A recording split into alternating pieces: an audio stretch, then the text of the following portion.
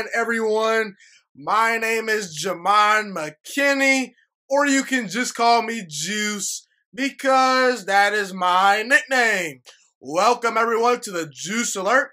If you have not subscribed to the Juice Alert already, be sure to do that right about now. You will not regret it. You can find me on YouTube as well as podcasting platforms.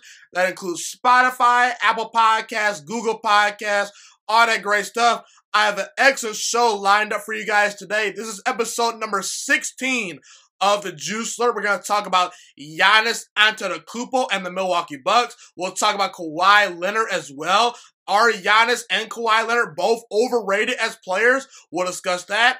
I will be ranking all 32 NFL coaches in the NFL at the moment into tiers, and I will tell you who's the most underrated head coach, who's the most overrated head coach, all that great stuff. We'll talk about Joe Burrow and Baker Mayfield. We have a great show lined up for you guys today, man. I cannot wait.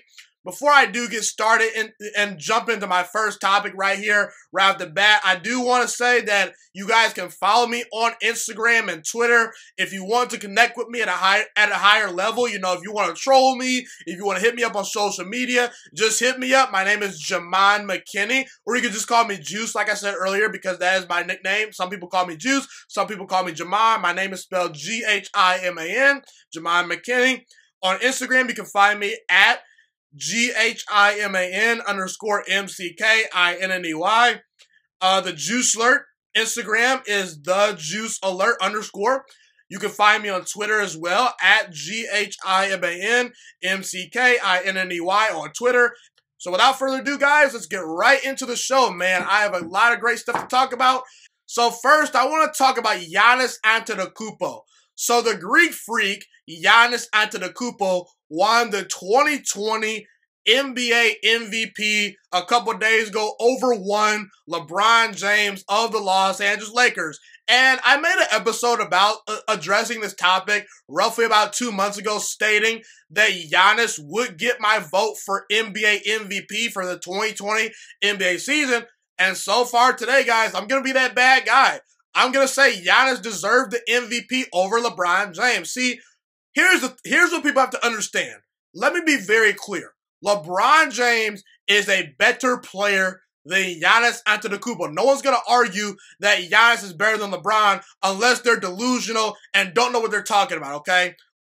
LeBron James has been to 9 NBA Finals. He is probably going to go back this year due to the fact that I don't think the Denver Nuggets match up particularly well with the Los Angeles Lakers. That series will probably be over in about 5 games, even though I did predict the other night for the series to go 6 games in favor of the Lakers, but that's neither here nor there, okay? LeBron, excellent passer. He's unstoppable around the basket. He can create his own shot. There are flaws to Giannis' game, and I do want to say that Luka Doncic and James Harden probably deserved a couple more first-place votes than they got, but here's the thing, people. When it comes to the MVP, it doesn't always go to the best player. It's about who's having the best season at the moment. Who's having the most dominant season and who's the most valuable player and the most dominant player during a particular season. Listen, Russell Westbrook has won an MVP. At that time, he deserved the MVP, and no one's going to argue that Russell Westbrook was ever the best player in the NBA at any point. Steve Nash has won multiple MVPs. He was never the best player in the NBA at one point, okay? Once again, it is about who's having the best season during that year. And Giannis, this is not arguable, people. Giannis had more points per game. He had more rebounds. He had a better field goal percentage. He had a better effective field goal percentage. And not to mention, he had the best record in basketball on the Milwaukee Bucks. He led that Milwaukee Bucks team to the best record in the entire NBA, okay? LeBron James led his team in one category only, assist. Anthony Davis, you could make the argument, might have deserved the MVP over LeBron James, okay? You can at least make that argument. That argument is out there to be made, potentially. You may lose that argument, but you can at least somewhat make that argument. Anthony Davis, he averaged the most points per game on the Lakers this past year. He was their leading rebounder, and he was their best defender as well. LeBron James wasn't even the best scorer and the best defender on his own team. Meanwhile, Giannis is out there almost averaging 30 points per game and just won Defensive Player of the Year, an award that he actually deserved, in my opinion. Let's look at LeBron James and Giannis' stats side by side. LeBron James in 34 minutes playing on the court, averaged 25 points per game, 49% shooting, 34% from three, 7.8 rebounds, 10 assists. Giannis, in 30 minutes playing, so in 4 less minutes played than LeBron James, Giannis, more points per game at 29.5. Better field goal percentage, 55% from the field. 3-point percentage doesn't really matter. Giannis shot 30% from three. Giannis had 13.6 rebounds and 5.6 assists. I guarantee you that if you flipped LeBron James and Giannis Antetokounmpo stat lines for this year, guess what? If LeBron did not win that MVP award and he had the best record in basketball, like Giannis, and Giannis somehow found a way to win the MVP award, you would have Bron sexuals and LeBron James fanboys trying to get petitions to get some of these voters fired. That's what would have happened, people. That's the reality. The goalpost always moves with players when compared to LeBron James. And I love LeBron. LeBron is a great player. He's a top 5 player of all time. Is he the greatest basketball player of all time? No, he's not. If he wins 2 more titles, he might be. Okay, but listen, man. You guys have to stop this. And keep in mind, here's a great comparison. In 2009 and in 2010, LeBron James won back-to-back NBA MVPs, very similar to Giannis. In fact, in 2009, LeBron James lost in the conference finals that year. Same thing as Giannis last year. And by the way, I actually think that James Harden deserved the MVP over Giannis last year. But that's a whole other story for another day, okay? I'm arguing for Giannis this year, but I argued against him last year. But that's another story for another day, okay? And same thing happened to Giannis last year. He won the MVP, lost in the conference finals. LeBron James, in 2010, had a 66-win Cleveland Cavaliers team and lost in the second round. Giannis had the best record in basketball this year, and he lost in the second round, just like LeBron James lost in the second round back in 2010, and no one had an outrage that LeBron James should not have won MVP because of what he did in the postseason. People, the award is a regular season award. It's not taking into account what you do in the postseason. That's just the harsh reality that you people need to wrap your arms around and wrap your mind across, because everyone keeps bringing up to me, well, Giannis choked in the playoffs. LeBron's still playing, and yes, LeBron is the better player, and I guarantee you that LeBron James would much rather win an NBA Finals MVP rather than a regular season MVP award, but that does not justify the fact that LeBron should be MVP. And keep in mind, when Steph Curry and Kevin Durant joined forces, they were virtually canceled by the media as being MVP candidates. You want to know why? Because the media said, oh, Kevin Durant joined a great team. He joined Steph Curry. They're both interchangeable. They both cancel each other out. Neither can win the MVP because they're both great players. Well, when LeBron James joins Anthony Davis, the same thing does not apply to one LeBron James. It's almost like LeBron James is more so Queen James than King James, because every time the goalpost continues to move for these other players, okay? And listen, I've heard this multiple times. LeBron's in his 17th season. That's the reason he's the MVP. Age does not factor into who should win the MVP. And might I ask you, who's Giannis' best teammate? His best teammate is Chris Middleton. LeBron James has the luxury of playing beside Anthony Davis, one of the 5 to 7 best players in the NBA at the moment. And keep in mind, for most of this season, we've heard the MVP race being between Luka and Giannis early in the season.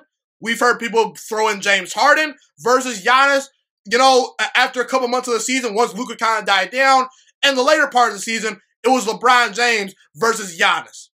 That should tell you all you need to know. Giannis has been in the conversation from day number 1, and despite choking in the playoffs, he 100% earned that MVP award, and no one can change my mind. Please stop crying, LeBron James fanboys and Bron sexuals, because there's nothing you can do about it, and Giannis, he deserved that MVP award over LeBron James. Stop crying, people. Please, just stop it, okay? So enough ranting about LeBron James and Giannis.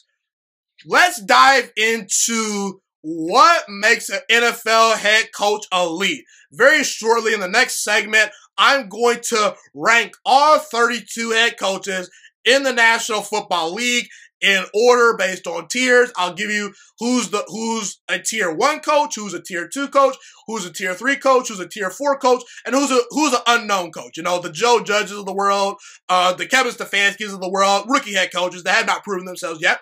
But I want to go over what is my definition of an elite head coach. And a little spoiler alert right here. The elite coaches that I have in tier number 1 are in no particular order: Bill Belichick, Andy Reid, Mike Tomlin, John Harbaugh, Doug Pederson, and Sean Payton. And that's 1, 2, 3, 4. That's 6 head coaches. That's 6 head coaches in the elite tier as of 2020 in September, in which I'm recording this episode. And by the way, Pete Carroll, he's very, very close. I'll explain later in this episode why Pete Carroll is not quite an elite head coach. I do think that his lack of adjustments at times has kind of hurt him, you know, as of right now. You know, a couple years ago, Pete Carroll, he was an elite head coach, but I think that he just misses out on being elite just because of his refusal to use Russell Wilson the correct way and his refusal to make adjustments. But what do all 6 of these head coaches do well that make them elite? I look at 6 things when evaluating how good a head coach is. Number 1, do they have a presence about them? Number 2, are they a great decision maker? Number 3, are they organized? Number 4, can they make adjustments? Number 5, do they understand the personnel on their team and adjust accordingly to that? And number 6, do they know X's and O's, and are they a football genius or sort of a little bit creative? Okay, you have to at least know X's and O's to a certain degree. So are you football smart? Do you know X's and O's? Okay. When I talk about presence, I think about coaches like Bill Belichick and Mike Tomlin that can command a locker room. Players respect them. They listen to them. There's a little bit of a fear factor when you come across Bill Belichick and Mike Tomlin and, you know, some of these coaches, you know, the players respect those guys. They listen to those guys. The problem with Freddie Kitchens a year ago in Cleveland was no players respected the guy. That's the same thing with Adam Gase. There's no presence to Adam Gase. He does not captivate towards the locker room. So that's what I mean about presence. Those 6 coaches, they have a presence about them. Number 2, all these head coaches are pretty good decision makers in high leverage moments, especially Doug Pederson. Doug Pederson, when it's 4th and 1, when he has to go for it on, you know, 4th and 5, if there's a big third down situation, I think Doug Pederson is actually one of the better head coaches in the NFL at figuring out what play is going to work and allowing his team to execute that play. The same thing can be said for Andy Reid and sometimes Sean Payton, Bill Belichick, John Harbaugh. You know, all these guys, they make the right decisions in the high leverage moment. Do I kick a field goal right here? Do I go for it on 4th down? Should I punt the football right here? You know, situational football. Those guys figure it out. That's what makes these guys elite. Number 3, are you organized? How prepared are you? Do you preserve your timeouts? There was a prime example of a bad example of this past Monday night on Monday Night Football when Vic Fangio, the Denver Broncos head coach, pretty much, in my opinion, probably lost the Broncos the game just because he failed to use his timeouts correctly down the stretch to preserve time for his team to try to drive down the field and kick a game-winning field goal. Now, I'm not saying that Drew Lock and the crew would have won the game because it's not a guarantee that you go down the field about 60 yards and kick that game-winning field goal. A lot of things have to go into that process, but Vic Fangio did a poor job of putting his team in position to have enough time on the clock to drive down the field and kick a game-winning field goal. He did a poor job of that. So I look at guys like Andy Reid, John Harbaugh, you know, Bill Belichick. These guys are organized. They never are spending timeouts in the wrong way. Sometimes Andy Reid is a prisoner of that, but Andy Reid, he's been to 2 Super Bowls. You know, he's an excellent head coach. I think he's probably the best head coach since Bill Belichick. He has some flaws, but, you know, look at these guys. All these guys are organized in their own way, okay? Number 4, can you make adjustments? And not just adjustments week to week, not just adjustments drive to drive, but adjustments play to play. These guys can make adjustments week to week. They can make adjustments on the fly, you know, right when they need to drive. And they can do that sometimes on a play-by-play basis, like the Andy Reids and Sean Paytons of the world, okay? Also, number 5, I think Sean Payton is probably the league leader in this category as far as understanding the personnel that you have put in place and knowing what my team can do and what my team can't do. Sean Payton is so excellent at figuring out what players are good at and what players are bad at, and he maximizes those players' strengths and hides their weaknesses. Bill Belichick is very good at this too, you know. I see so many coaches in the NFL try to make players be something that they are not. These guys, they're excellent. They figure out what players do well and where their weaknesses. They hide those weaknesses and they use those players accordingly. And last but not least, these head coaches are pretty creative. They know football. They're football smart. They're creative. They're smart. They're not stubborn. They're not rigid. That's a big reason why Pete Carroll is not in this category anymore as of September 2020, because he refuses to make adjustments. These guys are football smart. They know X's and O's. Doug Pederson, Sean Payton, John Harbaugh, Mike Tomlin, Andy Reid, Bill Belichick. All those guys are very creative and smart, and they know their football. So that, in my opinion, is the whole totality of my definition of an elite head coach. Head coaches that have a great presence about them. Head coaches that make great high leverage, that are great in high leverage decision moments. Coaches that are organized. Coaches that make adjustments. Coaches that know their personnel and adjust accordingly.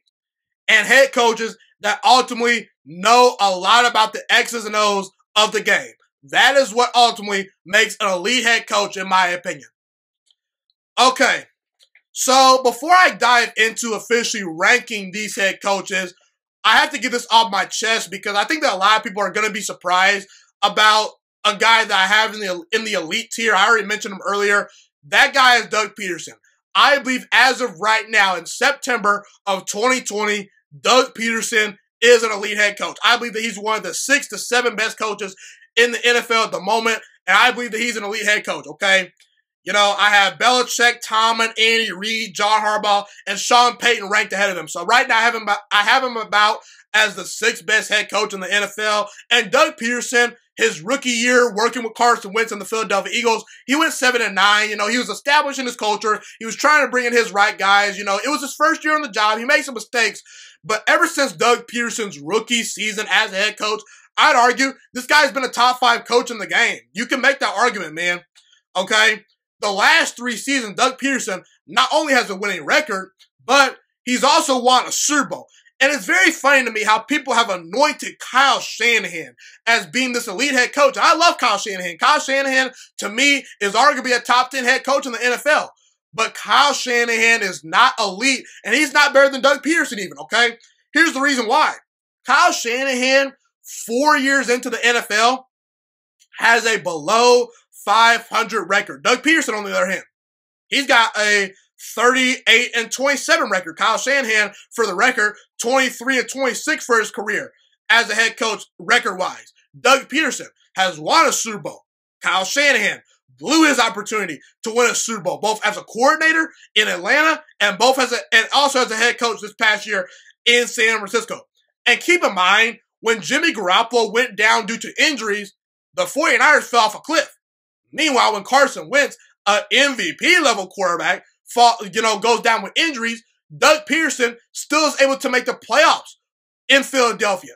Doug Pederson beat Bill Belichick, the greatest head coach of all time, in a Super Bowl in his 2nd season as an NFL head coach, and he was working with a backup quarterback in Nick Foles. I love Nick Foles, but Nick Foles, outside of his time in Philadelphia, what has Nick Foles done at a high level? I mean, in Kansas City, the guy was average. In Jacksonville, he couldn't win a game, got beat out by Gardner Minshew, and with the Rams, he was not very good. Doug Pederson has a great presence about himself. He's a great high-leverage decision maker. He's organized. He understands the game of football. And Doug Pederson is very good at making adjustments. Now, what's holding Doug Pederson back from being in the Belichick and Mike Tomlin and Andy Reid tier, those are probably the 3 best head coaches in the NFL at the moment. And while Doug Pederson is in that elite category, what is separating Doug Pederson from the best of the best is the fact that Doug Pederson does a good job of adjusting week to week and sometimes drive per drive, but Doug Pederson, on a play-by-play basis and on a down-by-down basis, sometimes does not make the necessary adjustments. That's the only problem and the one big knock that I have against Doug Pederson. When the running game is going, sometimes Doug Pederson out of nowhere will just abandon the run. I don't understand why he does that sometimes. So I think Doug Pederson is very, very good. That's the one flaw that he has. But man, listen, Doug Pederson, he's a big reason why Philadelphia won their division last season. He's a big reason why I have Philadelphia still winning the division over a very talented Dallas team, over a Washington team that's improved, and over a New York Giants team that's improved, okay? Doug Pederson is the best head coach in that division. He's won a Super Bowl. He's great. He's creative. He's fun. He's smart. The players seem to love playing for him. And I really don't understand why people have anointed Kyle Shanahan and why they underrate Doug Pederson.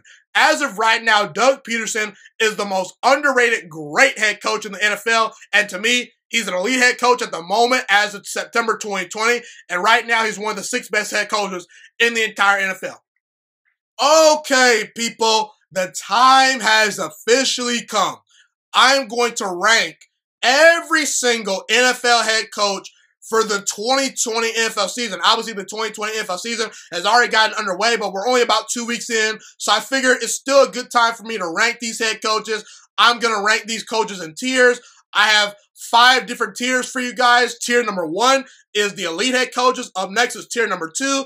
Up next is tier number 3. Tier number 4 is below average, awful head coaches. So those are the bottom level head coaches. And then the last tier is the unknown tier. Those are coaches that I'm just not quite sure about right now. You know, they're rookie head coaches. There's actually a head coach that coached last year that I'm not quite sure about. That's in his second season. We'll talk about him down the road. But right now, let's get right into it, man. In tier number 1, at the 1 spot, I have Bill Belichick. Up next is Andy Reid. Up next is Mike Tomlin at number 3, John Harbaugh at number 4, Sean Payton at number 5, and Doug Pederson at number 6. Those are your elite head coaches. Let's start off with Bill Belichick. Bill Belichick, I mean, I can't praise this guy enough. 6 Super Bowl rings, 9 Super Bowl appearances. In the last 19 years, he's yet to have a losing season. We've seen this guy win games without Tom Brady. We've seen him win games with Matt Castle. We've seen him win games with Jacoby Brissett. We've seen him win games with Jimmy Garoppolo. Quarterbacks that are average to below average. Jimmy Garoppolo is an average quarterback. Jacoby Brissett and Matt Castle are both backups and below average quarterbacks. Bill Belichick is arguably the best defensive mind in the entire NFL. He has a very good understanding of what offenses are trying to do. He's a very good strategist. He's very great on script. He makes great adjustments, drive to drive, play by play, and year to year, man. And Bill Belichick does a great job of finding players that fit a specific role and fitting them into his team and getting the most out of those players. He does a great job of building up his rosters. And listen, I'll give Bill Belichick some brownie points as well, just because in 1994, he had a winning record with the Cleveland Browns. That's hard to do because that franchise has been a very dysfunctional franchise. Bill Belichick at the number 1 spot in tier number 1. Andy Reid up next. Andy Reid is probably the most creative offensive mind in the entire NFL. This guy made Alex Smith look like an MVP candidate. This guy took Donovan McNabb to a Super Bowl. And I'm not trying to knock Donovan McNabb, but I don't think Donovan McNabb is a Hall of Famer. And I think that Donovan McNabb benefited from Andy Reid more so than Andy Reid benefited from Donovan McNabb. Andy Reid elevated McNabb more than McNabb elevated Andy Reid, in my opinion. And last year, we saw MVP-level quarterback and Patrick Mahomes go down for a couple games due to injuries. And what happens? Matt Moore comes right in and is able to pick up Andy Reid's system very quickly. And he beat a playoff team. He beat the Minnesota Vikings, a team that went to the playoffs last year. He was able to, play very well in relief versus the Broncos. He took the Green Bay Packers down to the wire. Andy Reid is a great offensive guru. He's been to 2 Super Bowls. He's won 1 Super Bowl. He just showed you this past year that if you give him an MVP-level quarterback, a truly MVP-level quarterback, and Patrick Mahomes, he can win you a Super Bowl. Andy Reid is at the 2 spot for me. Mike Tomlin at number 3. This guy's been to 2 Super Bowls. He's won a Super Bowl. He's never had a losing season in 14 years. The players respect him. He's a great motivator. And last year, going 8-8 with Doug Hodges and Mason Rudolph being the quarterback for 85% of the season, that's an amazing achievement. You could have made an argument that last year, Mike Tomlin actually deserved to be NFL head coach of the year because he did an excellent job of coaching up those guys. He had a winning record with those guys. Keep in mind, Big Ben Roethlisberger started off 0-2. He had a winning record with those quarterbacks. This guy is accomplished, and he's not getting enough credit in Pittsburgh. John Harbaugh at the 4th spot for me. 13 years into the NFL, only had 1 losing season. He's won Coach of the Year in the past.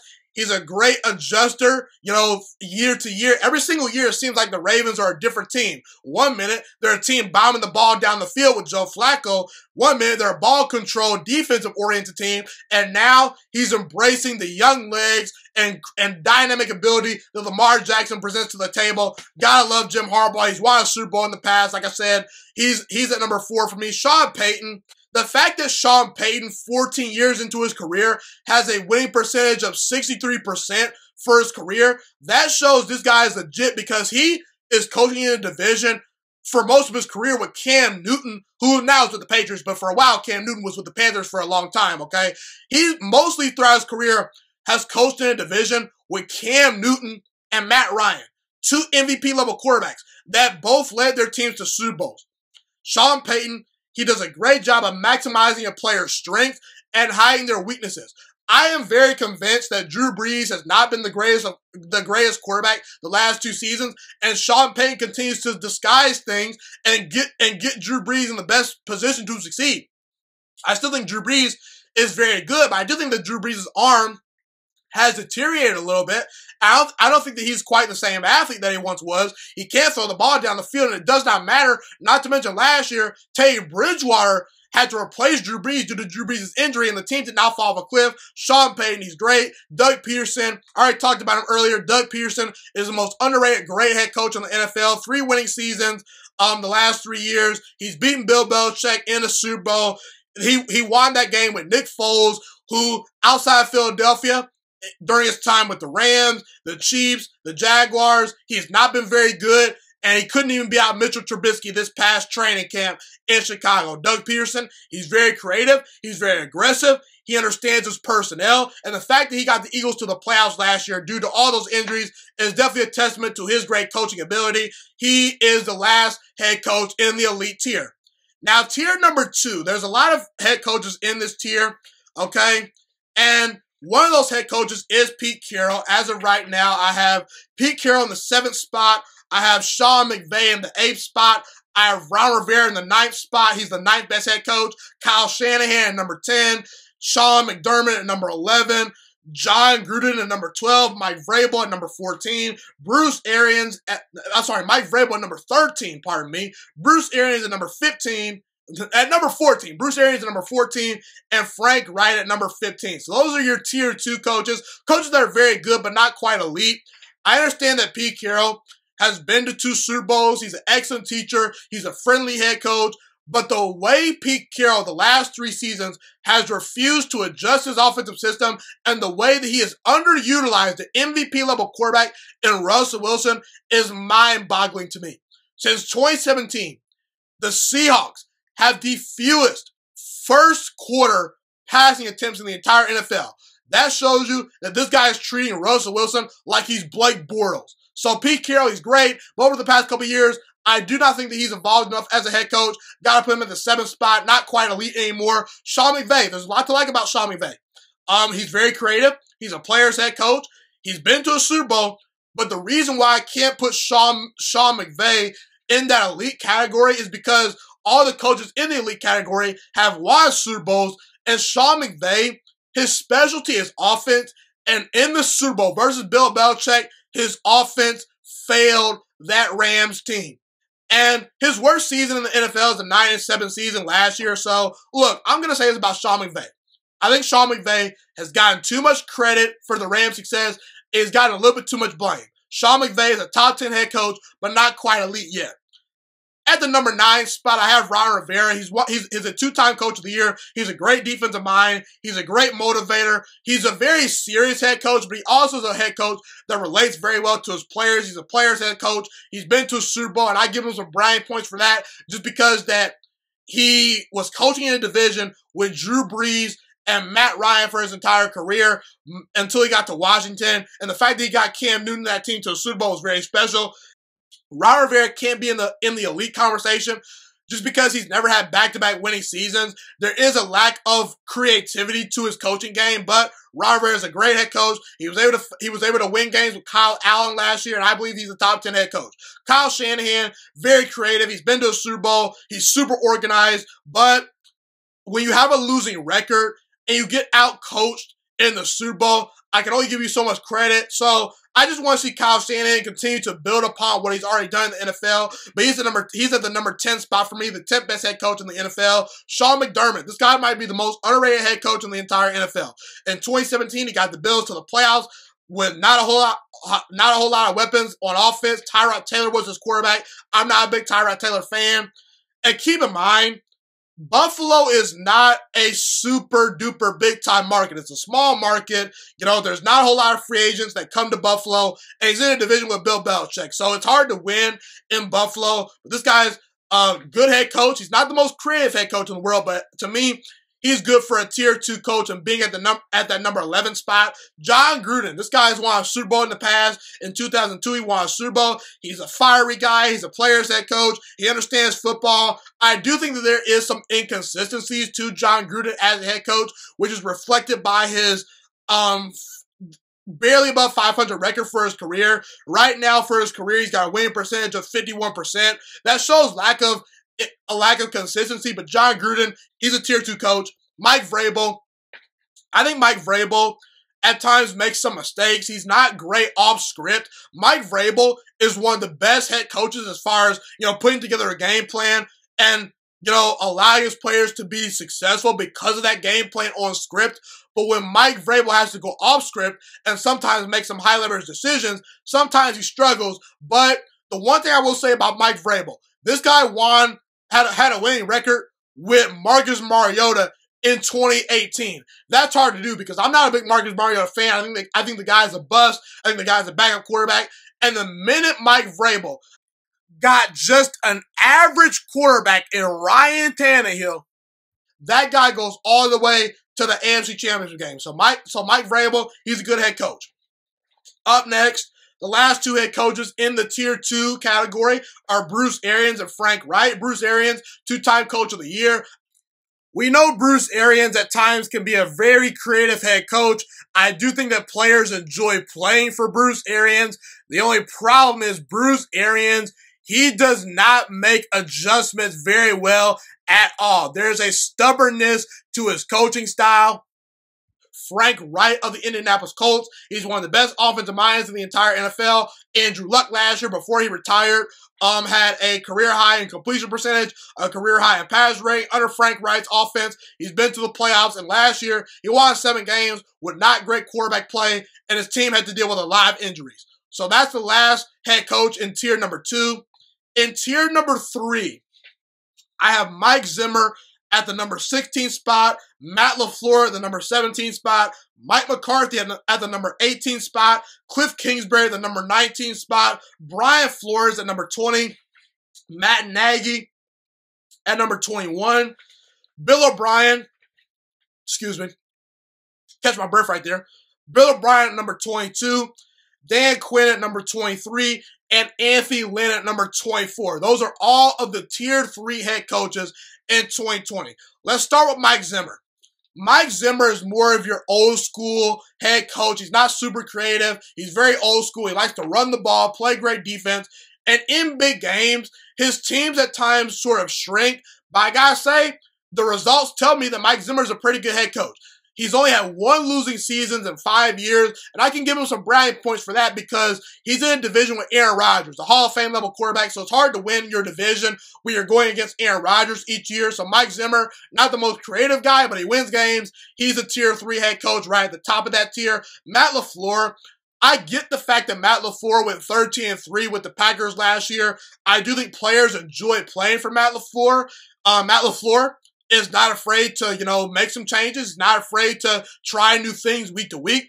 Matt LaFleur isn't the greatest head coach when it comes to making adjustments, but on script, when things are going well, Matt LaFleur is one of the best head coaches in the entire NFL. So I just want to see Matt LaFleur continue to progress as a play caller. I want to see if he is more of a product of Aaron Rodgers or if he's actually elevating Aaron Rodgers. I do think that he did a great job of calling a great game in that Minnesota game in week number 1, but I'm just kind of waiting to see with Matt LaFleur. Number 18, Mike McCarthy is the 18th best head coach in the NFL in 2020. He's won a Super Bowl, but I do think that Mike McCarthy is not super creative. He's not a great defensive mind. He's an average offensive mind. I'm not saying that Mike McCarthy is a bad offensive-minded head coach. He's a decent play caller, but there's just nothing really special about Mike McCarthy. And I do think that Mike McCarthy relied on Aaron Rodgers and Brett Favre a little bit too much, but he deserves our respect. Cliff Kingsbury, he's a head coach on the rise, in my opinion. Cliff Kingsbury comes in at number 19. I just want to see Cliff Kingsbury continue to elevate this Cardinals team. I do think that he benefits a little bit from having a generational talent at quarterback in Kyler Murray.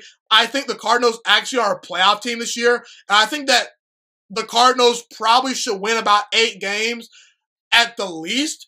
So I want to see Cliff Kingsbury get to 8 or 9 wins this year. I understand that he plays in a very tough division, but I'm just kind of still waiting to see with Cliff Kingsbury, even though he's a very creative head coach. Brian Flores. Brian Flores has a chance to become an elite head coach one day. I'm just not quite ready to anoint him yet, just because his team only won 5 games last year. But that guy put on a coaching clinic down the stretch last year. The Miami Dolphins, their final 9 games, went 5-4 as a football team. That's very, very good, considering the circumstances that Brian Flores was dealt with, as a lot of his star players were traded away at the start of the season. Miami just traded away a bunch of good players, and they just let Brian Flores out to hang and dry, but he made it happen. That team was destroyed by the Ravens in week number 1, and over the final 9 games, they had a winning record last year, and they beat the Patriots, the Colts, and the Eagles. 2 of those 3 teams were playoff teams last year. So Brian Flores, very good up and rising head coach.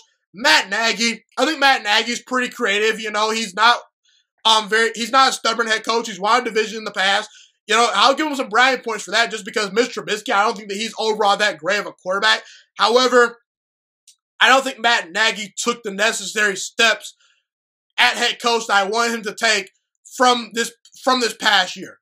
I think Matt Nagy sometimes relies a little bit too much on what got him by in 2018 rather than, you know, progressing as a play caller. So I'm just kind of still waiting to see with Nagy, but I do think he's better than people give him credit for. I just want to see more from him.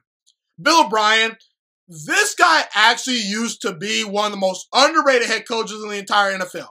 But this guy has just flat out regressed. Year in and year out, he has not evolved. He's become way too dependent on Deshaun Watson. He's not very organized. In high leverage moments, this guy makes some of the worst decisions I've ever seen. Bill O'Brien, he's not a very good head coach. The only reason why I put him in tier number 3 is just because he's shown the ability to get to the playoffs with a below average quarterback in Brock Osweiler, and he's still getting to the playoffs with Deshaun Watson. I just want to see him maximize Deshaun Watson and win some more playoff games, but only time will tell. Dan Quinn to me, I don't know. I'm just hit and miss with Dan Quinn. I understand that he got the Falcons to a Super Bowl in 2016. Yes, 2016. He got them to a Super Bowl. He won 11-5 that year, but outside of that 11-5 Super Bowl season, he's been 8-8, 10-6, 7-9, 7-9, and this year, I think the Falcons are about an 8-8 football team. So Dan Quinn at his best can get you to a Super Bowl, but if you take away that best season, he's just an average coach at best. He's not a very good defensive-minded head coach, and that's very disappointing due to the fact that Dan Quinn was a defensive coordinator with the Seahawks a couple of years ago. He was a defensive coordinator, and the Atlanta Falcons defense continues to disappoint. That's a bad look for him. Last but not least, the final coach in tier number 3 is Anthony Lynn. I just think Anthony Lynn does nothing special. You know, Anthony Lynn is solid. He's solid in every area that I talked about earlier, but he does nothing at a high level. And I don't think Anthony Lynn's all that creative. You know, the players respect him. Players love playing for him, but he hasn't accomplished a whole lot. You know, he's not very progressive or creative. So he's the number 24 for me. He's the 24th best head coach, and he just misses out on tier number 4, which is the well below average tier. And to kick things off, I got Matt Patricia at number 25. Actually, I'm sorry. I'm going to flip those guys. I mentioned earlier that Patricia is at number 25. I'm going to put Doug Marrone at number 25 and flip Matt Patricia and put him at number 26 just because Doug Marrone in Jacksonville has made an AFC Championship game, but this guy is living off that 1 year of going to the AFC title game. I'm not too excited about him. Matt Patricia, we could talk about the fact that his team has dealt with injuries, but it's funny because Bill Belichick, Doug Pederson, and Mike Tomlin still find ways to win games with below average quarterbacks. we could talk about him not having great rosters, but I see other coaches elevating their rosters and turning water into wine. It just comes down to the fact that Matt Patricia has a 9-23 record for his career. And it comes down to wins and losses, people. And Matt Patricia, there's nothing special about him. He's at number 26. Number 27 is Adam Gase. He's just not a great head coach. He's living off of coaching Peyton Manning. He's not creative. He's not an offensive guru. The Jets have gotten worse and worse every time I watch them play under Adam Gase. He's not elevating Sam Darnold. The players don't respect him. There's no presence about him. There's nothing special about him. He's the worst head coach in the NFL, in my opinion, probably at the moment, besides the unproven guys. Now, the unproven tier. At the top of that tier, I'm going to put Matt Rule there. Up next is Joe Judge. Up next is Zach Taylor. Up next is Kevin Stefanski. And last but not least, Vic Fangio. I think Matt Rule is going to turn around the Carolina Panthers. Now, I don't know what type of coach Matt Rule is just because he's a rookie, but I feel good about him. I like that hire, but we'll just wait and see, man. Same with Joe Judge. Didn't really like that hire, but I do think that Joe Judge actually has a pretty high ceiling if he hits, but he's one of those guys that has a high ceiling but a very low floor. That's just my opinion, though. Zach Taylor, I do think Zach Taylor should be given the benefit of the doubt. He should be given the benefit of the doubt just because his quarterback play over the past couple years has not been that good. Now that he has Joe Burrow, let's evaluate him. Kevin Stefanski, he's a rookie. That's all I need to say about him. And Vic Fangio, it's funny because last year, Fangio was able to win games despite having bad quarterback play. But I did not like the way that he handled his timeouts in week number 1 of the 2020 NFL season. On Monday Night Football, I don't think Vic Fangio is a very creative offensive mind. He's a very good defensive-minded head coach, but I don't know if he's the type of head coach to elevate, your offense and your quarterback. So I'm just kind of waiting and see with Vic Fangio. I just want to wait and see what he brings to the table in Denver. I had Denver making the playoffs. We'll see if he's up to the task. So there you have it, people. Those are all 32 NFL head coaches ranked at the moment. I have this out for you guys, and I think I did a pretty good job. Be sure to comment if you're watching on YouTube. If I did a good job, if I did a poor job, let me know. Love to hear what you guys have to say. Okay, people, I'm going to actually take a short break, and when I return, I will talk some more football, and I will address who's the most underrated head coach in the NFL in 2020. I will be right back. This is Jemima McKinney, and you are listening to the Juice Alert.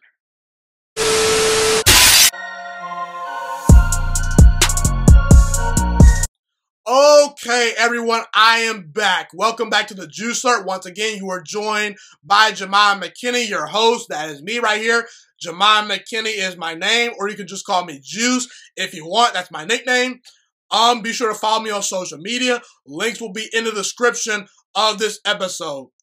Let's dive into who's the most underrated head coach in the NFL at the moment. That title belongs to Sean McDermott. As of September of 2020, Sean McDermott is the most underrated head coach in the entire NFL.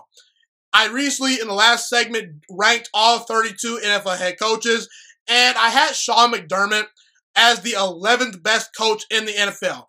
I don't think this guy gets enough credit. Now, Sean McDermott is not super creative offensively. I would like to see him be a little bit more progressive as far as his ability to elevate players on offense. I think that he's a decent play caller, when he's asked to call plays. But what you have to understand about Sean McDermott is this. What he's doing is hard to do in Buffalo. Buffalo is a small market. It's a small market that does not attract free agents. He's playing in a division with Bill Belichick, which is very hard in itself. When you're playing against Bill Belichick in your division, you're pretty much playing for second place automatically. No disrespect to Sean McDermott, but Bill Belichick, he's one of the 3 best coaches in the NFL history. It's hard to beat him on a consistent basis year to year, okay? And not to mention, Sean McDermott has never really been given a whole lot of dynamic weapons on offense. That points to the fact that in 2017, the Buffalo Bills were the 4th worst offensive team as far as total offense in the NFL. In 2018, they were the 3rd worst total offense in the NFL. In 2019, this past year, they were the 9th worst total offense this past year. And while that is somewhat of an indictment on Sean McDermott, just because he's not super creative, you gotta admit, this guy has not been given a whole lot to work with on offense, and this guy still finds a way to win football games. You wanna know why he does that? Because he's a great head coach, and he's a very good defensive mind. And I want to ask you guys this question. Outside of Tre'Davious White and maybe Micah Hyde, what star players are on the Buffalo Bills defense? Because the Buffalo Bills, they don't have a Bobby Wagner on their team. I love Tremaine Edmonds, but he's not Bobby Wagner. Mario Addison is not close to Myles Garrett. Where are the big-time star-level players on this Buffalo Bills defense? The Buffalo has very good players on defense, but Sean McDermott gets the most out of those players.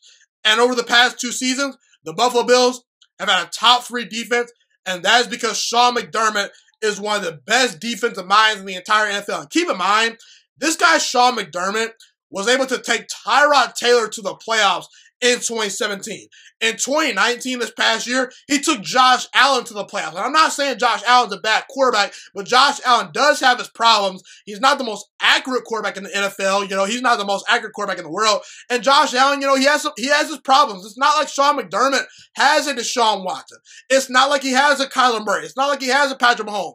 I think that Sean McDermott has done an excellent job of working with what he's been given and allowing his team to go out there and compete and win football games.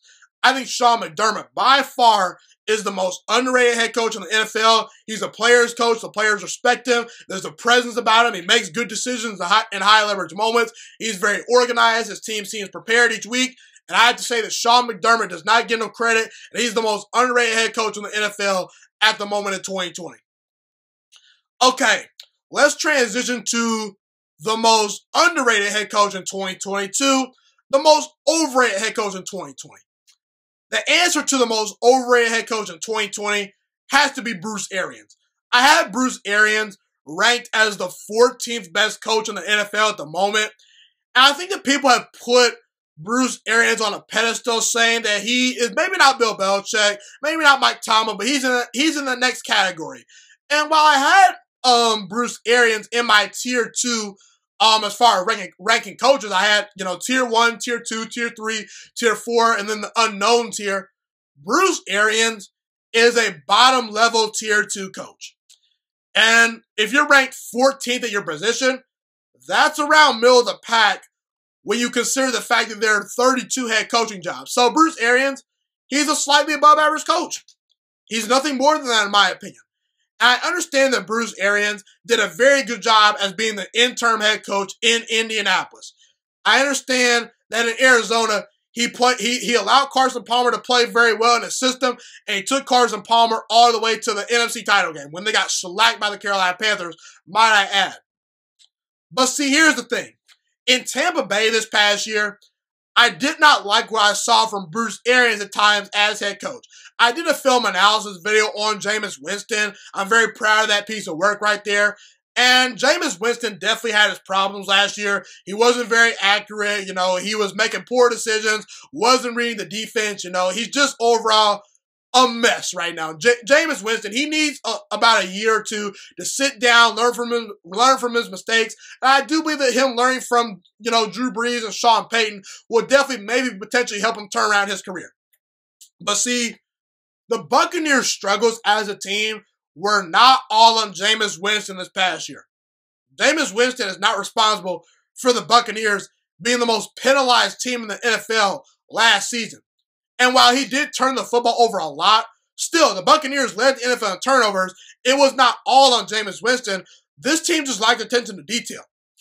And I saw a guy in Bruce Arians that at times was not putting his offense in a position to succeed to the maximum rate in which I know they could have succeeded, okay? Tampa Bay last year was trying to do things as an offense that they were incapable of doing at times. Bruce Arians did not understand the fact that last year he did not have the offensive line to call those deep passes consistently down the field. Sometimes the offensive line would hold up, but sometimes the offensive line didn't hold up. And what Bruce Arians failed to realize last year was he needs to do a better job of adjusting his system to the personnel that he has. If you have an elite offensive line, then hey, fine. Go bomb the ball down the field a bunch of times. But when you have an offensive line that's average at best, then you can't bomb the ball down the field consistently at times. Make it easier for Jameis Winston. Call some short passes. Run some play action. Get the ball out of his hands very quickly. Establish the run. Make your team more disciplined. And Bruce Arians is loose. He's fun. He doesn't like to make adjustments. And in an NFL where you have to be very detail-oriented, Brady, Rodgers, Breeze, all the teams that are winning are teams that pay attention to details. Bruce Arians, he says details, screw him. We're loose. We're going to be fun. And we're going to take shots down the field. We'll run the no risk it, no biscuit offense. And sometimes that offense is fun to watch, but sometimes that doesn't translate to a whole lot of wins. So while Bruce Arians, to me, is an above-average head coach, I don't think that he's overall that special as a defensive mind.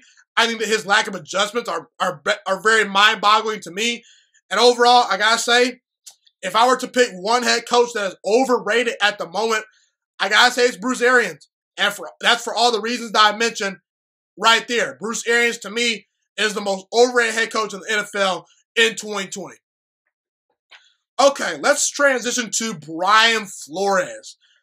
I had Brian Flores as a very good Tier 3 head coach when I ranked all 32 head coaches. He was somewhere in the middle of the pack in Tier number 3.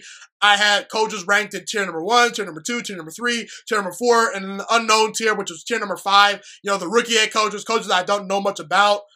But Brian Flores, to me, despite only being 39 years old, I believe Brian Flores has a chance to become the next great elite head coach one day. I really do. I talked about several things I look at when evaluating head coaches. I talked about 6 different things.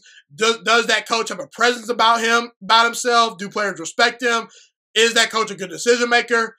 Is that coach organized? Does that coach make adjustments? Does that coach understand the personnel that they've been given and adjust their team accordingly to the personnel that has been given to them? And do those coaches know about the X's and O's of football?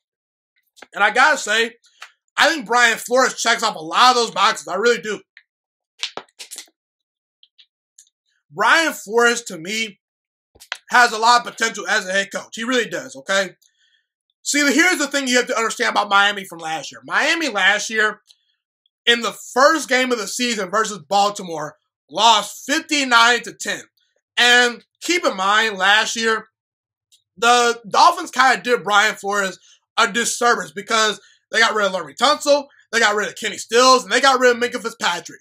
Probably their 3 best players from a year ago. So Brian Flores, he didn't have much to work with last season. In fact, Ryan Fitzpatrick was this team's leading rusher last season. You know who Ryan Fitzpatrick is? The starting quarterback, and he's 37 years old, and he's a career backup. That was the leading rusher on this team last year.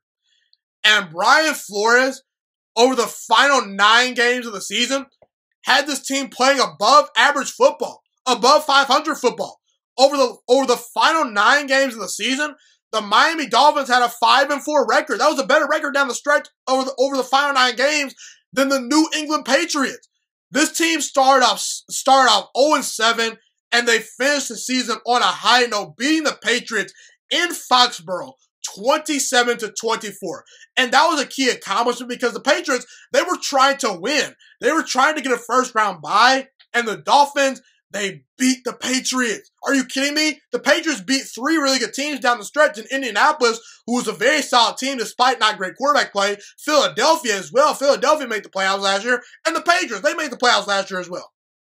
So, man, I got to say, I really believe in what Brian Flores is cooking down in Miami. I think Brian Flores and that coaching staff had a very excellent draft. They addressed the offensive line. They improved the defensive free agency and through the draft. They got a couple more running backs to come onto their roster in Matt Breida and Jordan Howard. They improved the run game, and they finally got a franchise quarterback that I feel good about in Miami, Tua Tagovailoa. And while Tua Tagovailoa does have some question marks, I do want to see how he takes hits at the NFL level just because this guy was so injury-prone in college. There's not a single college quarterback that I saw going to the injury tent more than Tua over the past couple of seasons in college football. So Tua, He's got to answer some questions. But if Tua is healthy and becomes as good as I think he can become, Brian Flores, in my opinion, is going to turn around this Miami Dolphins team. And here's the thing. Brian Flores, he knows about the game of football. This is a guy that played at Boston College as a defensive back. This is a guy that's a former scout with the Patriots. He's coached special teams. He's called defensive plays. In fact, he was very responsible for shutting down the #1 ranked Los Angeles Rams offense in the Super Bowl back in 2017 or 2018. It was either 2017 or 2018. Either way, it was 2018. Yeah, 2018, yes. Back when the Rams and Patriots faced in the Super Bowl in 2018, Brian Flores was the guy that called the defensive plays in that Super Bowl for the Patriots. And he held the #1 scoring Rams offense to 3 points, a field goal. Brian Flores, man, he's good, man. He's the next big thing. He's been a safeties coach. He's coached linebackers in the past as well. And I think Brian Flores has something brewing very special down in Miami. I believe that Brian Flores has the potential to be the next great elite NFL head coach. Okay, let's talk about the Cincinnati Bengals and Cleveland Browns game from this past Thursday. It was a very fun game for me to watch, It was competitive for a while. The Browns, they came out, did what they needed to do. They got a win versus a team that they were better than. And yeah, Cleveland, they're back on track. They had a bad week 1 versus the Ravens. They're going to be facing Washington this upcoming week. Not sure if they're up for that challenge, however, just because we've seen Baker Mayfield win pressure, and win blitzed, make some bad decisions. But let's focus in on the quarterbacks that faced off when the Bengals and the Browns played this past Thursday. Joe Burrow and Baker Mayfield went head-to-head. And I gotta be honest with you folks, I watched that game, and I right now think that Joe Burrow is a better quarterback than Baker Mayfield, despite only starting 2 career games. Joe Burrow is a better quarterback than Baker Mayfield right now as of September 2020. If I were starting a franchise today, I would rather start my franchise with Joe Burrow rather than starting it with Baker Mayfield. Keep in mind what Joe Burrow did this past Thursday versus the Browns. Joe Burrow, let's take into account this guy is a rookie that had no preseason games, playing behind a bad offensive line. The run game is non-existent versus the Cleveland Browns. And they asked this guy to go out there and throw the ball 60 times down the field. Over 60 times, Joe Burrow threw the ball versus Cleveland. And the guy threw for 3 touchdowns and had 0 interceptions. Over 300 yards and a 90.6 pass rating. Joe Burrow, 5 for 5 on 4th down. On a short week, I might add. This guy was coming off a short week after facing the Chargers defensive front and secondary. And then he faces the very talented Cleveland Browns on Thursday night and puts on that performance. I gotta say, this guy, he's gonna be special. And I said in a recent episode a couple of months ago that I believe Joe Burrow one day is gonna be an elite quarterback, and I believe that he's gonna win the Cincinnati Bengals their first ever Super Bowl one day. And I'm sticking with that statement. And I'm not backing down from that statement. Joe Burrow is a special quarterback, and ultimately he's better than Baker Mayfield right now, okay? And listen, I understand that Joe Burrow was playing from behind a lot. I understand that he had a bad fumble, on his 2-yard line that put Cleveland in a position to score. I understand that he missed some throws, but you can recognize the talent when you see it. And I know some of you Cleveland Browns fans are going to be saying, well, Joe Burrow hasn't won a game. You guys are screaming at your smartphone screen. You're screaming at the computer screen right now. You're listening to this and saying, what is Jamon McKinney thinking? Joe Burrow is not better than Baker Mayfield right now. How can you say that? Well, I understand that Joe Burrow has only played in 2 games in his career, but guess what? It did not take long for people to realize how great Tiger Woods could become. It didn't take people a long time to realize LeBron James was great and the next big thing. How long did it take for us to realize that Patrick Mahomes was pretty good? The first time you laid your eyes on those guys, when they got a legit chance to be in front of a big-time crowd, you said, oh, those guys are different. That's Joe Burrow. That's Joe Burrow. And by the way, Joe Burrow was the better player coming out of college. Both former number 1 overall picks in Baker Mayfield and Joe Burrow. And actually, I'm a Baker Mayfield fan.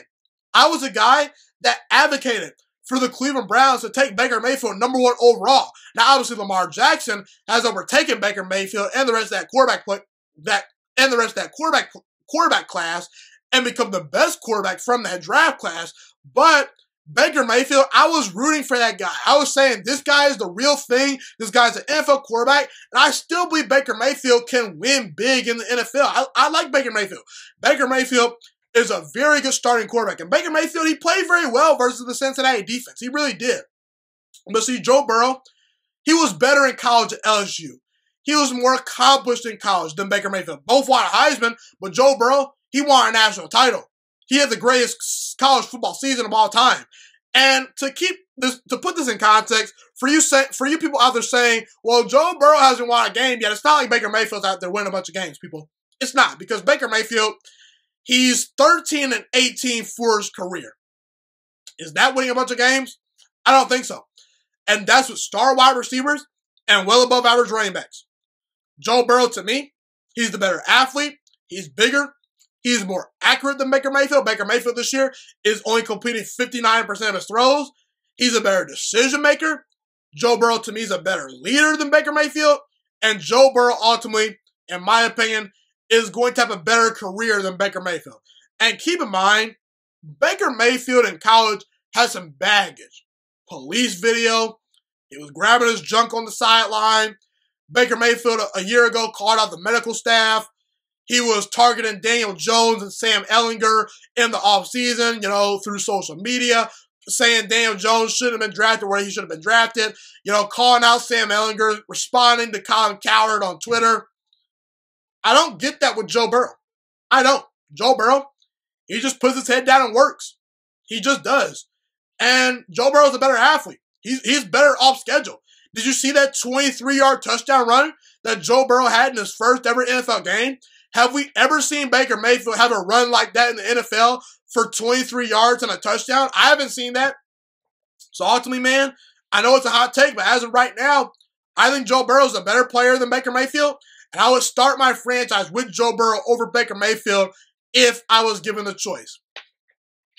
Okay, people, I have a couple more topics to talk about and to tackle before I wrap up the show. They're all going to be basketball related, okay? So right here, I'm going to talk about Kawhi Leonard because Kawhi Leonard, y'all thought I was going to let Kawhi Leonard off the hook.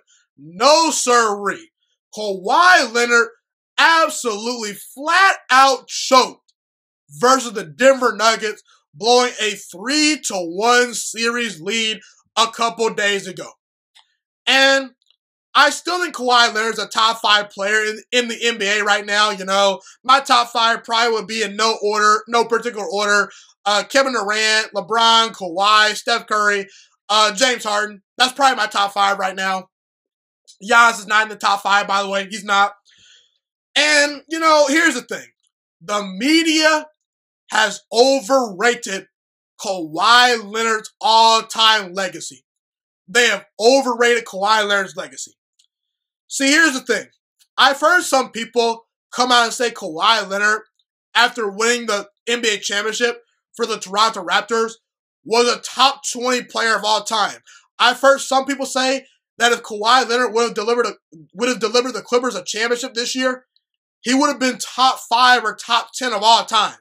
Baloney. Not close. Not close. See, Kawhi Leonard right now is not even a top 30 player of all time. Someone's got to say it, and I'm going to be the person to say it. Excuse me. So, here's the thing, man. Before I get into Kawhi Leonard's overall legacy, here's the problem with him blowing that 3-1 lead. I understand that players like Kevin Durant and Steph Curry have also blown 3-1 leads, but see, here's the thing. At least when Kevin Durant blew his 3-1 lead, he blew it to a 73-win Warriors team. A team that he was not favored to beat. When Steph Curry blew his 3-1 lead to LeBron James, not only did he lose to a top 5 player of all time, but he lost in the NBA Finals. Kawhi Leonard choked in the second round of the playoffs. And he was the favorite. The Clippers were arguably the favorite. I thought they could win the championship this year. And here's the thing, Kawhi Leonard. You load managed all season long. You said, oh, don't care about the regular season. Don't care about the regular season. Let me rest my body because come playoff time, I'm going to be charged up, juiced up, and ready to go. And Kawhi Leonard was so charged up and so juiced up because of that load management and because of the fact that he rested in the playoffs that in game number 7, he went 1 for 13 from the field and had only 2 points in a 28-minute stretch. That's pitiful. That's a bad look, especially when you load manage all year. And see, here's the thing.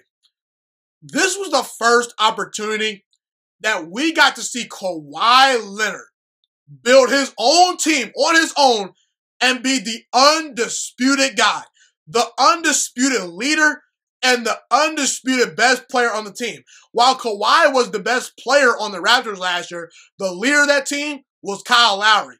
While Kawhi Leonard did win a Finals MVP back in San Antonio when he was very young, you could make the argument that at that time, Tony Parker and Tim Duncan were probably the leaders of that team, and Duncan was probably still a better player at the time than Kawhi. This was the first time Kawhi assembled his own team and was the undisputed leader. See, in Toronto, Kawhi Leonard, what you have to realize is the Raptors had the second best record in the NBA this past year without Kawhi Leonard. They were the number 1 seed in the East the year before he got there. When Kawhi Leonard missed 22 games due to injury the year he was in Toronto, the team went 17-5 without him. So this narrative that Kawhi Leonard just absolutely carried the Raptors, it's fool's gold.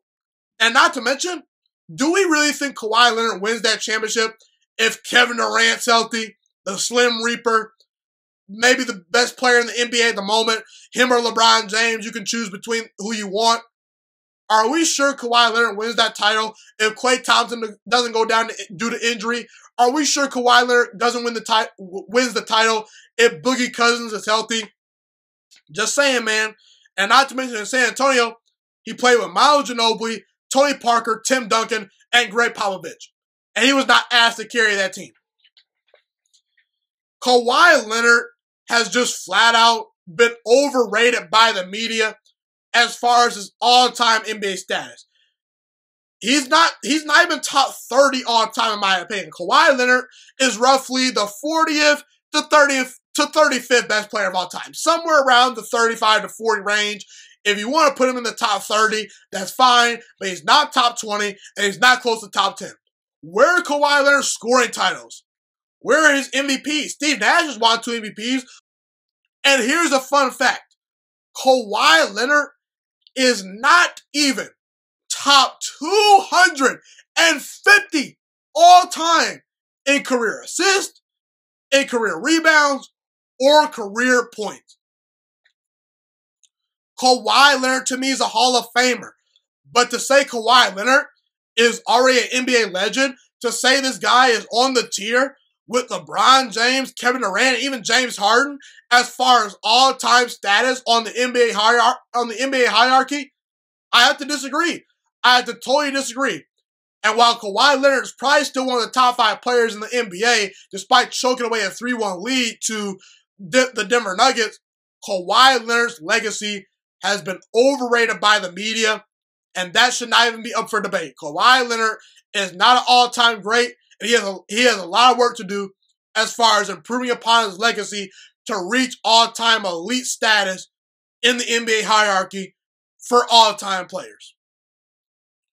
Okay, let's talk about Kawhi Leonard and the fact that he decided to leave the Toronto Raptors. A lot of people believe that Kawhi Leonard should have stayed in Toronto, and a lot of people believe that Kawhi Leonard falling short in the playoffs this year versus the Nuggets is an accurate representation of that argument. And I say no. I say Kawhi Leonard should not regret the fact that he left Toronto. He should not regret that. Kawhi Leonard chose to bet on himself. And I have no problem with players betting on themselves. Joe Burrow bet on himself. Joe Burrow decided to transfer away from Ohio State. And guess what? It paid off for him. Drake and Kanye West decided to drop out of school and bet on themselves. How'd that turn out? Bill Gates dropped out of school. How'd that work out for him? Here's the reality, people. If Kawhi Leonard had have played better, the Clippers would have won that series. The problem was Kawhi Leonard failed himself in those big-time moments. The decision was not the reason Kawhi Leonard failed. The reason Kawhi Leonard failed with the Clippers was because he didn't play good enough down the stretch.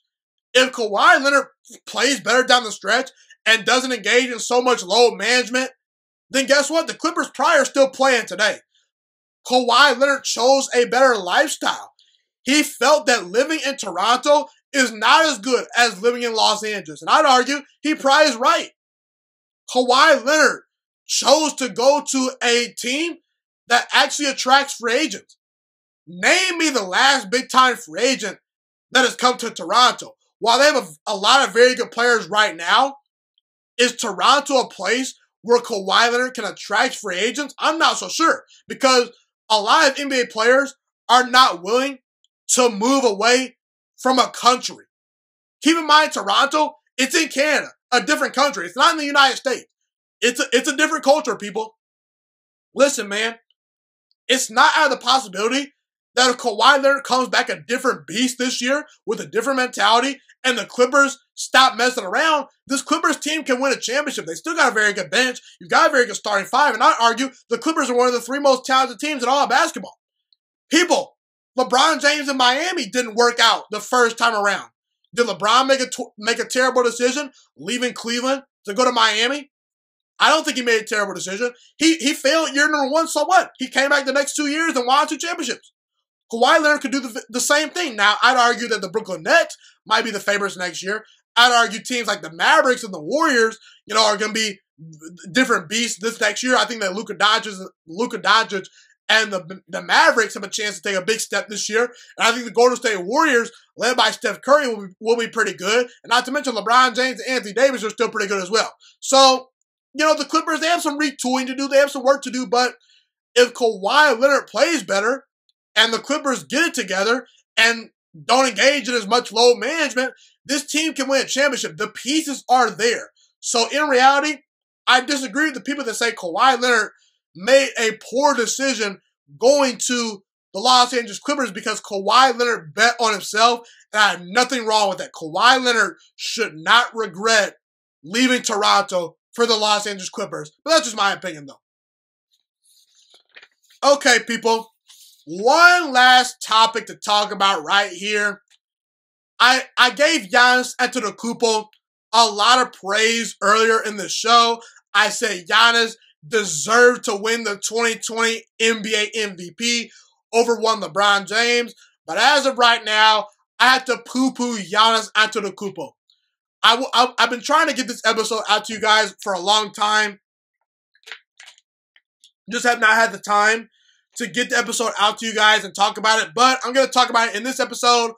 As of right now, Giannis Antetokounmpo is not a top 5 player in the NBA. And I felt this way heading into the playoffs. And so far, Giannis, he choked in the playoffs. So guess what? I'm not changing my mind. Right now, the top 5 players in the NBA are Kevin Durant, LeBron James, Kawhi Leonard, Steph Curry, and James Harden in no particular order. And listen, you could throw the fact at me that Giannis has won 2 MVPs. Guess what? I don't care. Steve Nash won 2 MVPs. I don't care. And in fact, you can make the argument that Giannis did not even deserve to win his first MVP. The first MVP Giannis should not have won. That MVP should have belonged to James Harden because James Harden, he won 53 games a year ago in the West. That's hard. It's hard to win in the West. And not to mention CP3, Clint Capella, and Eric Gordon. All 3 missed significant time due to injury. And the Rockets were still a top 4 seed out West. Kawhi Leonard, LeBron James, and Kevin Durant, all 3 of those guys are better one-on-one players than Giannis Antetokounmpo. Okay? And keep in mind, you can talk greasy about Kawhi Leonard choking all you want. Guess what? Last year, Kawhi Leonard knocked Giannis Antetokounmpo out of the playoffs. And don't even bring up the fact that Giannis should be better than LeBron James and Kevin Durant, because that's just laughable, okay? That's laughable. Those are the two clear-cut best players in the NBA, and there's a significant gap between who's the third and fourth best player between those two, okay? And here's the thing about Steph Curry. Steph Curry has been to an NBA Finals. Has Giannis? No, he hasn't. And you could say, well, Steph Curry had a great team. Keep in mind, the year that Steph Curry got to the finals, the only big addition that was added to the Warriors was Andre Iguodala and head coach Steve Kerr. So it's not like Steph Curry had this immaculate free agent that came to his team in which he got to an NBA Finals. No, Steph Curry, he improved upon his game. He elevated his team, and Steph Curry won a unanimous MVP a couple years ago. He's a two-time MVP just like Giannis, okay? Steph Curry's a better shooter. Steph Curry's a better one-on-one player. Steph Curry elevates the players around him. He gets his teammates involved. He's a better playmaker. Same thing with James Harden. James Harden, you can talk greasy about James Harden flaming out in the playoffs all you want, but guess what? James Harden, he's out here losing to Western Conference teams like the Warriors, who are all-time great teams. The Warriors are an all-time great team. So I'm going to give James Harden somewhat of a semi-pass because he lost to an all-time great team. Giannis, his biggest competition in the East has been Jimmy Butler. Meanwhile, James Harden has to face Kevin Durant, Steph Curry, all these great players. Giannis, you're by far the best player out East now that LeBron James is gone. Obviously, Kevin Durant coming back, knocks Giannis off that pedestal, but the last two seasons, you can make the argument that Giannis was maybe the best player out East outside of Kawhi Leonard. And this year, with Giannis being the top dog out East, he got knocked out by Jimmy Butler. And Giannis, he's a guy that does not consistently impose his will on teams. I don't see the killer instinct. I don't see a guy that dominates in the high leverage moments. There are some players that elevate under pressure, that shrink under pressure, or stay the same under pressure. Heck, you can make the argument that Luka Doncic might be a better player than Giannis Antetokounmpo just based on what we saw Luka do in the playoffs, outplaying Kawhi Leonard on a bum ankle, hitting game-winning shots, playing great in high leverage situations. Giannis has flaws. He's not the greatest shooter. He's not the greatest ball handler. He can't create his own shot. And Giannis, he needs a closer by his side. All those guys I mentioned, they don't need closers by their side. They hit the game-winning shots because they can create their own shot. And Giannis, he's just not that guy quite yet. And by the way, don't give me the excuse that Giannis is a big man. Look at Nikola Jokic.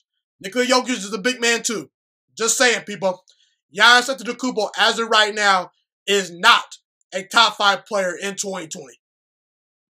Okay, up next, I'm going to break down the Denver Nuggets versus Los Angeles Lakers playoff series for the 2020 Western Conference Finals. Recently, I actually released this episode, I believe, on Friday night. Yes, that was Friday night. I released the episode on YouTube, so I'm going to play that episode back for you guys that have not seen it yet. So without further ado, this is my prediction for Lakers versus Nuggets in the 2020 Western Conference Finals.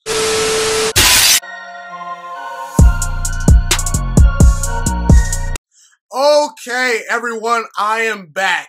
And today I'm going to break down the Los Angeles Lakers versus Denver Nuggets Western Conference Finals series in this little mini episode right here, or at least segment, I should say, okay?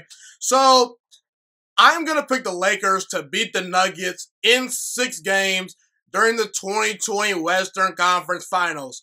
I just have to, at this point, pick the Lakers because I think that overall, after the Clippers just got eliminated by the Nuggets, I think the Lakers are by far the best team left remaining in these playoffs.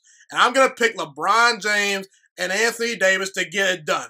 Wire to wire, the Los Angeles Lakers have probably been the most consistent team in the NBA outside of Milwaukee. And we all know that Milwaukee showed that they were frauds versus the Miami Heat, okay? This is a team in the Los Angeles Lakers that went 52-19 during the regular season. They were the #1 team in the West for a reason. They got great chemistry. They're going to be well rested for this series. That's very key that they, close the Rockets out in 5 games and had several days to prepare for this Nuggets series just because you got some veteran players on this team like LeBron James, like Danny Green, a little bit older legs, so those older legs are going to be a little more fresher this time around. And I look at a team like Los Angeles. They have a team that has a lot of veteran players on it. And while Denver, they're a team that's very, very good and very young and on the rise. I do believe the Denver Nuggets are the future of the NBA. You know, they're going to be a force to be reckoned with for a long time. But I don't think that this is their year. And I think the Lakers' experience actually is really what's going to catapult them to winning this series. LeBron James, Rajon Rondo, Dwight Howard, JaVale McGee, Danny Green. These are guys on the Lakers roster that have made deep playoff runs, that have been to conference finals, that have played in multiple NBA finals matchups, okay? Denver, the only experienced guy they have on their roster is Paul Millsap. He's been to one conference finals back when he was with the Hawks, and he got absolutely swept by LeBron James. And I believe it was the Cleveland Cavaliers at that time. Yes, it was the Cleveland Cavaliers that year. And my biggest question for Denver is, who's going to guard LeBron James? I mean, Denver, one thing about Denver is they are, in my opinion, an average defensive team. They're not great defensively. You know, they're not poor defensively, but they're very average in that area. And I do believe that LeBron James, if he puts his head down and does his thing, he'll be able to average 30 on this team if he needs to. And, you know, I get a team that's better defensively, in my opinion. When I look at the Los Angeles Lakers, when comparing them to the Nuggets, I get a team that actually has more size, in my opinion, in the Los Angeles Lakers. And it all comes down to this. The Lakers have LeBron James and Anthony Davis, and the Nuggets, they don't. When it comes to these conference finals matchups, all these teams are pretty much even, at least in some respects. You know, Boston, you know, Miami, Denver, LA. All these teams have good players. All these teams have fairly good head coaches, okay? All these teams have good chemistry. What it's going to come down to is who's got the better players, in my opinion. You know, look at last year. The Warriors. They had better players than the Blazers last year. You look at a team like Toronto. They had the best player in that series in Kawhi Leonard. They defeated Giannis Antetokounmpo and the Bucks, okay? I think LeBron James recognizes what is on the line in this series. If LeBron James at least just gets to the NBA Finals, let alone wins the NBA Finals, there's going to be a lot of people that are going to be saying LeBron James has overtaken Michael Jordan. In fact, there were already a lot of people that, you know, flipped their opinions a couple years ago when LeBron James beat the Warriors in the NBA Finals when he was down 3-1 and came back on that 73 win Warriors team. If LeBron James wins another NBA Finals, man, it's going to be hard to deny him, man. I'm going to admit, it's going to be hard, man. I've said in the past that if LeBron James wins 2 more titles, I will name him the greatest player of all time. But I mean, if he wins another NBA Finals, I'm not gonna be mad at you if you say that he's the greatest player of all time. And LeBron, he knows what's at stake, man. He knows what's at stake. Now, really quickly, I want to go over the blueprint for the Denver Nuggets to win this playoff series over the Los Angeles Lakers. So if the Denver Nuggets were to pull off the upset, here's what is going to need to happen.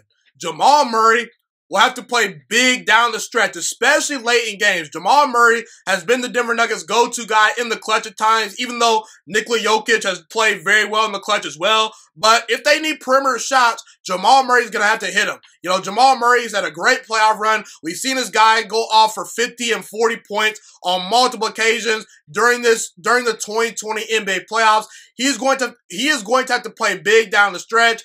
And listen, man, I won't be shocked if Jamal Murray, yet again, has another really, really good playoff series, just because at times we've seen the Lakers' perimeter defense be a weakness for their team. So, you know, at times, Damian Lillard, James Harden, Russell Westbrook, they've had their way on the perimeter with the Los Angeles Lakers. That's the one weakness for the Los Angeles Lakers is their perimeter defense and sometimes lack of shooting, you know, on offense. But we've seen, you know, some very talented point guards and shooting guards, you know, give the Lakers problems at times. And I would not be shocked if Jamal Murray has a great playoff series. Also, Michael Porter Jr., he's the biggest X factor, in my opinion, for this Denver Nuggets team. I would say that if Michael Porter Jr. can average over 15 points per game during this series versus the Lakers, the Nuggets have a very good chance to pull off the upset because this guy is their big-time spark plug off the bench. He's excellent. He's a very good young player. He's a very good shooter, natural scorer. If Michael Porter Jr. has a very good series for the Denver Nuggets, then they have a great chance to beat the Lakers. And last but not least, Nikola Jokic is going to have to outplay Anthony Davis. If Nikola Jokic outplays Anthony Davis, that gives the Nuggets a huge advantage over the Lakers. And if those couple of things happen, I would not be shocked if the Nuggets pull off the upset. But I'm going to go with the Lakers in 6 games over the Nuggets. And I'm going to say one more thing before I end this little segment right here. The Los Angeles Lakers are not going to blow a bunch of leads to this Denver Nuggets team. LeBron James is a much more better floor general and point guard and leader of a team than one Kawhi Leonard and Donovan Mitchell. We saw the Jazz and the Clippers at times blow some leads to this Denver Nuggets team. Denver is a very resilient team, and they're not going to go down without a fight. If the Lakers go up by 10 to 12 points, don't for 1 second think the game is over, because Denver, they've shown the ability to come back on these teams and steal away games during the playoffs. But I trust LeBron James to control the tempo down the stretch, to make sure the lead is safe, and to close the deal if the Lakers are up by double digits late in these games, okay? So, with all those things being said, I'm going to pick the Los Angeles Lakers to beat the Denver Nuggets in 6 games during the 2020 Western Conference Finals, and I believe LeBron James makes his 10th NBA Finals appearance in 2020. So, yep, there you have it right there. I believe that the Los Angeles Lakers will beat the Denver Nuggets in the Western Conference Finals. But that's pretty much all I have for you guys today. Thank you so much for tuning in today. I appreciate all you guys that watch and tune into the show. Be sure to follow me on social media. Links in the description. I will be dropping an hour-long episode next week at some point. We'll probably be talking some college football, some NFL, some NBA, all that great stuff. It's been Jamal McKinney. Have a God bless day, and I'm out, everyone. Thank you so much for watching this video today. Please also note that the Juice Alert Sports Podcast is not just a YouTube channel. It is available on all podcasting platforms, including Spotify, Google Podcasts, iTunes, and Apple Podcasts. Also, if you enjoyed this video, be sure to like, comment, subscribe, and share this content with all your friends. This podcast is my favorite thing in the entire world right now. It is my passion. And I want more people to listen to this podcast. I really want this podcast to grow. Also, a fun fact about me is that I want to go into the sports broadcasting and media world once I graduate from the University of Toledo, a college in Northern Ohio. I currently am a freshman there right now. I am looking to become one of the next great sports broadcasters and analysts out in the world. And I potentially would like to start my own network if this podcast really truly grows. Or if I fall short of that goal, I would love to work for a big-time network like ESPN or Fox Sports 1. I am open to all networks. So if you believe in my dreams and you see or hear my passion through the screen, be sure to tell all your friends about the Juice Alert Sports Podcast. Stay motivated, you guys. Have a God bless day, and I'm out.